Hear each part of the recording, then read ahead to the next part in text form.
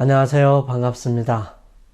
이번 한 주간 동안 함께 살펴볼 내용은 세 가지 우주적 기별, 즉 세천사의 기별의 영원한 복음이라는 그 의미와 사실에 대해 성경이 증거하고 있는 모습을 함께 살펴보기를 원합니다. 하나님의 거룩한 능력과 은혜를 구합니다. 함께 기도드리겠습니다. 거룩하신 저희들의 아버지 하나님, 저희들이 연약하고 부족하지만 저희들에게 생명을 허락하시고 또 주님의 말씀을 깨닫게 인도하여 주시며 특별히 시대의 마지막 기별인 세천사의 기별을 듣게 하시고 받아들이게 하시며 또한 깨닫고 이해함으로 다른 사람들에게 전해줄 수 있는 특권을 허락하여 주셔서 감사합니다.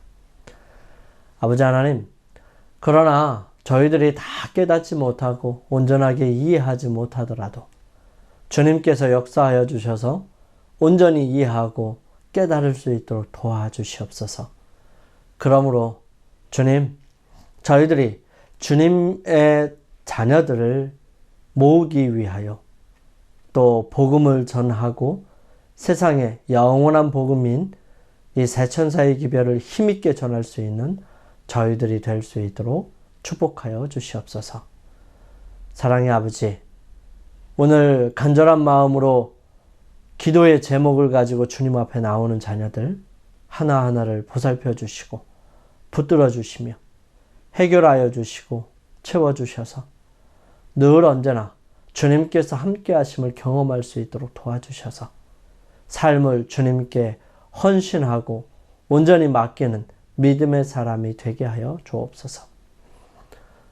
부족한 제게 지혜와 능력을 허락하시고 또 듣는 모든 사람들에게 깨닫게 하여 주셔서 주님의 거룩하심이 이 시간 저희들과 함께 하여 주심으로 결심하는 시간 되게 인도하여 주시옵기를 저희들을 사랑하시는 예수님의 이름으로 간절히 기도드립니다.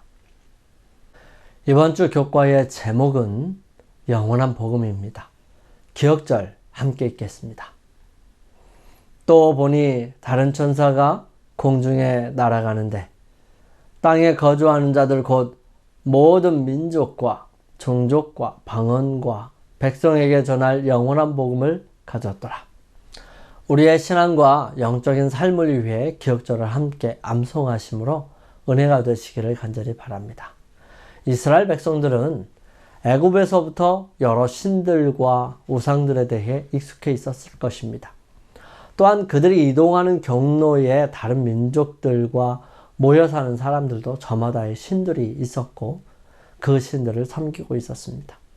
그런 주변 이방 종족들이 나무와 돌로 만든 여러 신들을 숭배하는 이 다신론자들인 가운데서 이 고대 이스라엘의 정체성을 갖는다는 것은 그리 쉬운 일은 아니었을 것입니다. 하지만 하나님께서는 분명하게 그들이 하나님의 백성으로서 살아갈 수 있도록 모세를 통하여 신명기 6장 4절부터 9절에 있는 말씀을 통해 말씀하십니다. 쉐마 이스라엘인데요. 이스라엘아 들으라. 우리 하나님 여호와는 오직 유일한 여호와시니. 히브리어로 들으라 라는 뜻을 가진 이 쉐마는 여러 세대를 거쳐 유대인들을 하나의 민족으로 결속시키고 유일하신 참 하나님을 경배하는 사람들로서 고유한 정체성을 가질 수 있게 했고요. 그들로 더욱 강하게 연합할 수 있고 민족성을 유지할 수 있게 해주었던 것입니다.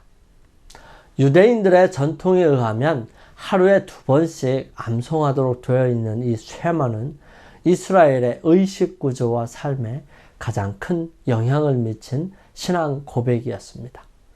구약 성경에 보면 쉐마를 정기적으로 암송하는 습관이 있었던 것 같은데요.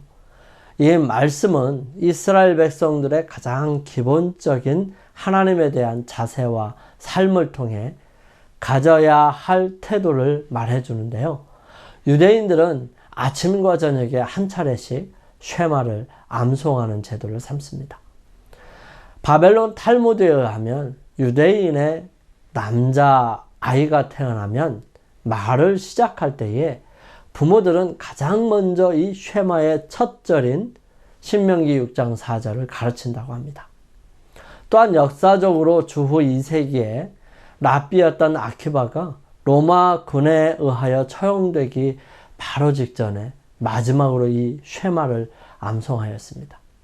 그런 모습을 따라 다른 순교자들도 죽음을 앞둔 마지막 순간에 쉐마를 암송하였습니다.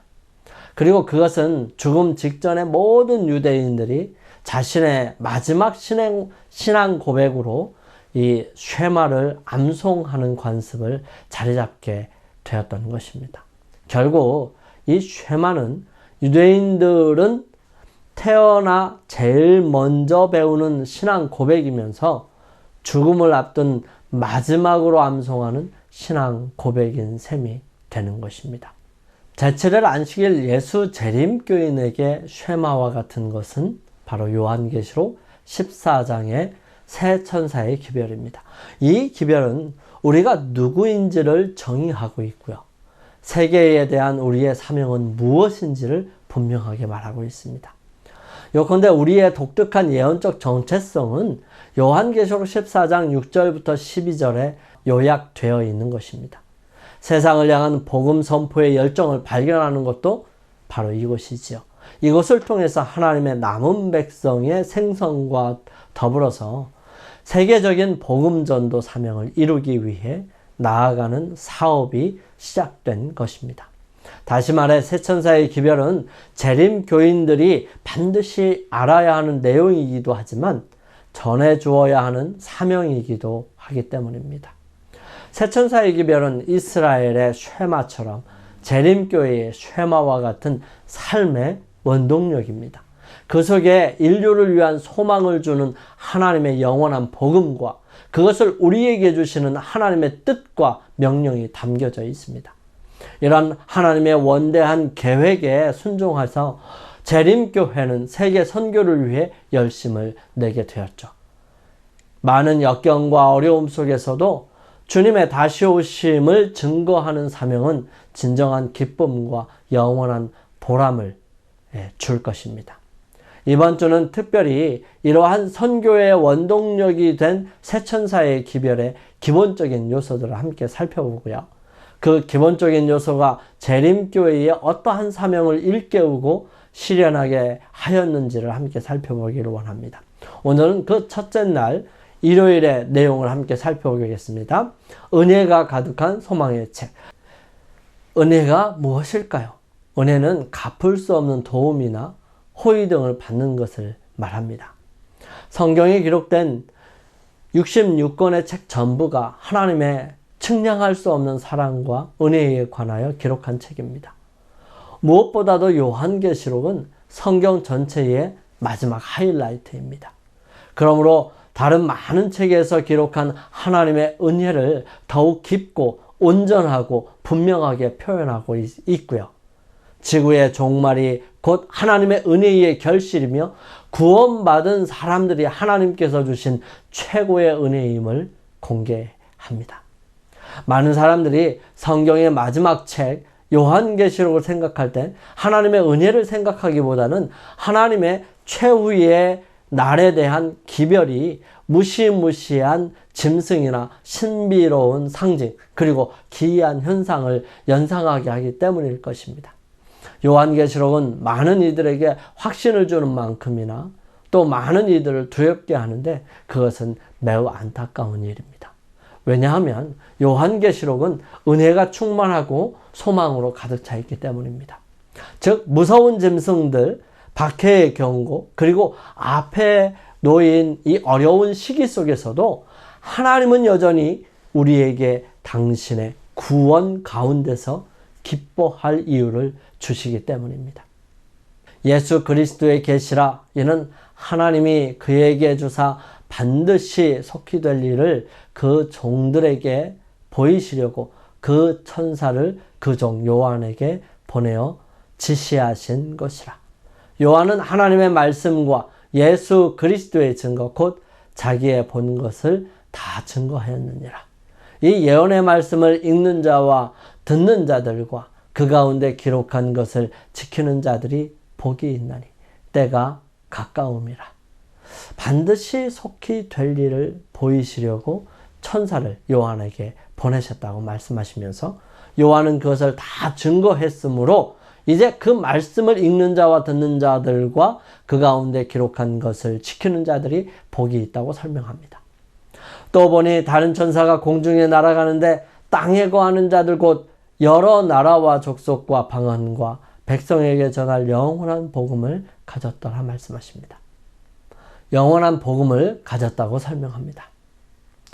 요한계시록에서 예언된 여러 사건들이 머지않은 장래에 이루어질 것이라는 사상은 여러 표현으로 명확히 7번 언급되어 있습니다. 요한계시록이 두렵고 떨리는 책이라고 생각이 들어도 그 속에 끊임없이 계속해서 말씀하시는 분명한 표현들입니다. 반드시 속히 일어날 일, 결코 속히 될 일, 때가 가까움이라 볼지어다. 진실로 속히 임하리니 보라 내가 속히 오리니 보라 내가 속히 오리니 내가 진실로 속히 오리라. 이런 여러 가지 모습들은 속히 그 모든 일들이 진행될 것이라는 사실에 대하여 언급하고 있는 것입니다. 같은 사상에 대한 간접적인 언급들은 아직 잠시 동안 쉬되라는 표현과 마귀가 자기의 때가 얼마 못된 줄 알므로 또 반드시 잠깐 동안 계속하리라 라고 하는 표현들이 간접적으로 사용되고 있습니다. 하나님의 목적이 신속하게 성취되는 것에 관한 이러한 선언들의 요한이 나타낸 개인적인 반응은 주 예수여 오시옵소서였습니다. 예수님의 재림이 속히 될 일이고 급하고 신속하게 이루어질 것이라는 사상은 요한계시록 전체를 통해서 이처럼 분명하고 계속해서 끊임없이 반복하고 있습니다. 반드시 속히 될 일, 즉 읽고 듣고 기록한 것을 지키면 복을 받는 기별이 바로 영원한 복음이죠. 요한계시록은 마지막 때, 즉 반드시 속히 될 그때에 반드시 이루어져야 하는 일이 있는데 그것은 예수 그리스도의 계시를 전하는 것입니다. 그 계시를 우리는 복음이라고 설명하고 있고요. 새천사의 기별은 그 복음의 핵심이라고 볼 수 있는 것입니다. 요한계시록은 온전히 예수님에 관한 것입니다. 요한계시록은 당신의 백성에게 주시는 예수님의 기별이고 마지막 날에 그분의 교회에 더 특별히 적용됩니다. 요한계시록은 은혜로 가득 찬 마지막 때의 소망에 대한 기별입니다. 책 전반에 걸쳐서 그리스도는 죽임을 당한 어린 양으로 묘사되고 또 계시된 진리를 읽고 이해하고 그것을 지키는 자에게 복이 있는, 축복이 약속되어 있는 책입니다. 마태복음 20장 28절과 마가복음 10장 45절은 다음과 같이 우리에게 예수님께서 자신의 사명을 설명하십니다. 인자가 온 것은 섬김을 받으려 함이 아니라 도리어 섬기려 하고 자기 목숨을 많은 사람의 대속물로 주려 함이니라. 예수님의 사명은 자신의 목숨을 대속물로 주는 것이라고 분명하게 말씀하십니다. 그런 주님께서 요한계시록 1장 5절 6절을 보면 우리를 사랑하사 그의 피로 우리 죄에서 우리를 해방하시고 그의 아버지 하나님을 위하여 우리를 나라와 제사장으로 삼으신 분이시다고 요한은 설명합니다. 그리스도 안에서 우리는 용서를 받았습니다. 즉 그리스도 안에서 우리는 죄의 형벌과 권세에서 구원받았고요. 머지않아 죄의 존재 자체로부터 해방되게 될 것입니다. 이것이 성경 마지막 책인 요한계시록의 기별입니다. 그것은 또한 긴급한 소식으로 그 첫 장면에 영원한 복음을 가지고 하늘 한가운데를 빠르게 날아가는 천사가 등장합니다. 복음, 그리스도를 믿음으로 말미암은 구원, 우리를 위한 그리스도의 대속의 죽음, 우리가 할 수 있는 일 때문이 아니라 그리스도께서 우리를 위해 하신 일 때문에 주어진 영생의 약속, 이 모든 것이 새천사 기별의 서두에 포함되어 있습니다. 확실히 그렇습니다. 새천사의 기별이 부서지고 고통받는 존재인 우리를 위한 소망과 약속으로 가득한 은혜가 충만한 기별이라는 것에 의심의 여지가 전혀 없습니다. 영감의 말씀입니다. 그리스도의 증언, 가장 엄숙한 특징을 가진 증언이 세상에 증거되어야 한다.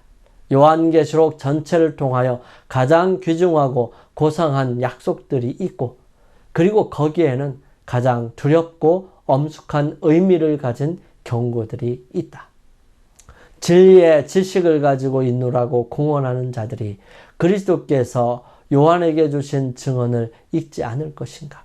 여기에는 아무런 억측도 없고 과학적인 기만도 없다. 여기에는 우리의 현재와 장래의 행복에 관한 진리들이 있다. 때때로 우리는 지치고 넘어져서 힘들어할 때가 있을 것입니다. 그렇지만 우리가 일어설 수 있는 것은 우리에게 복된 소망이 있기 때문입니다.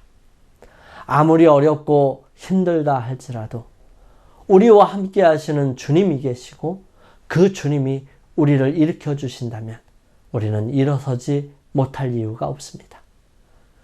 오늘도 주님 안에서 온전히 이러한 경험들을 할 수 있기를 희망하고요. 하나님께서 마지막 시대를 살아가는 여러분과 저에게 복된 소망으로 함께 하시기를 간절히 소망합니다. 기도드리겠습니다. 걸어가신 저희들의 아버지 하나님, 때때로 저희들이 지치고 넘어져서 힘들어할 때 손 내밀어 주시고 일으켜 세워주시며 저희들에게 복된 소망을 허락하시고 생각나게 하여 주셔서 믿고 바라볼 수 있도록 역사하여 주시옵소서. 그러므로 저희들 일어서서 주님을 증거하는 사람으로 살아갈 수 있도록 인도하여 주시며 오늘 하루도 주님 안에서 승리할 수 있도록 도와주시옵기를 저희들을 사랑하시는 예수님의 이름으로 간절히 기도드립니다. 아멘. 이제는 개인적으로 주님 앞에 기도드리는 시간을 갖습니다. 하나님께서 기도드리는 여러분에게 승리할 수 있는 힘과 용기를 허락해 주시기를 간절히 소망합니다.